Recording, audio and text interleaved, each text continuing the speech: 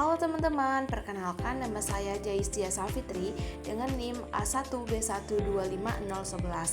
Salam kenal ya. Perkenalkan, nama saya Debbie Mariana dengan NIM A1B1250115. Pendekatan emotif adalah suatu cara yang digunakan untuk menemukan unsur-unsur yang menyebabkan munculnya emosi dan perasaan terhadap pembaca. Wujudnya itu bisa berbentuk keindahan, gaya bahasa, ataupun penggambaran latar cerita yang lebih menarik, ataupun segala sesuatu yang berkaitan dengan ide, plot, ataupun penokohan. Artinya teman-teman bahwa pendekatan emotif itu berkaitan dengan usaha menikmati keindahan ataupun pengungkapan cerita oleh pengarang ataupun pembaca, baik dari sisi ceritanya, rangkaian kejadian maupun ide yang dianggap lebih menarik. Pendekatan emotif juga memiliki prinsip-prinsip dasar yang diantaranya yaitu bahwa suatu cipta sastra merupakan karya seni yang muncul untuk dinikmati oleh masyarakat ataupun pembaca, sehingga mampu memberikan hiburan atau kesenangan terhadap si pembaca itu sendiri. Lebih lanjutnya, dengan menerapkan pendekatan emosional ini, diharapkan pembaca dapat menemukan unsur-unsur indahnya dan humor yang terkandung dalam karya sastra.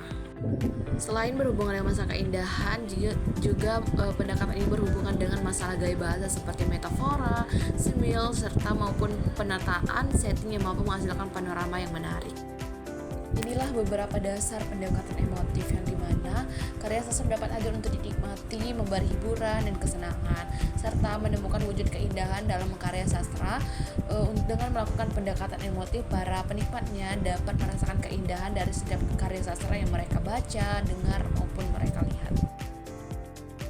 Pendekatan didaktis merupakan pendekatan yang bertujuan untuk mengali dan memahami gagasan pengarang, reaksi evaluatif dan sikap terhadap kehidupan. Dalam hal ini, gagasan, tanggapan, dan sikap dapat diambil dari sudut pandang etika, filosofis, atau gagasan sehingga mengandung nilai-nilai yang dapat memperkaya kehidupan spiritual pembaca. Dan didaktis ini lebih menarik karena lebih memilih materi yang sesuai dengan pengetahuan dan tingkat kematangannya.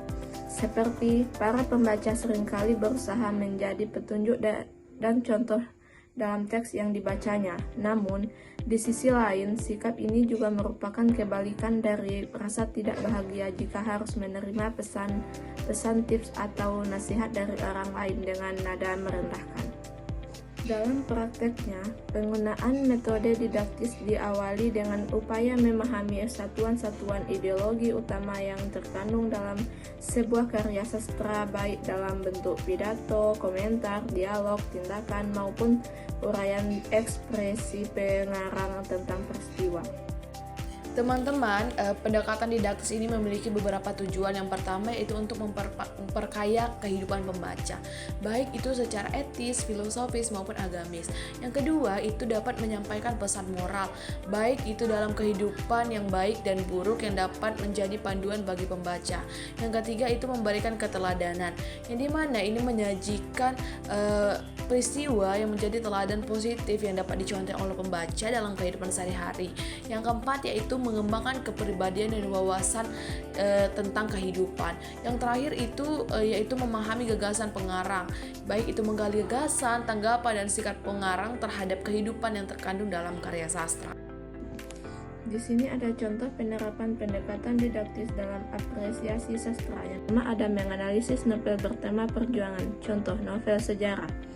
Saat membaca novelnya tentang perjuangan kemerdekaan, pembaca tidak hanya menikmati alur cerita, tetapi fokus pada bagaimana karya tersebut mengajarkan nilai-nilai kepahlawanan, nasionalisme, pengorbanan, dan persatuan.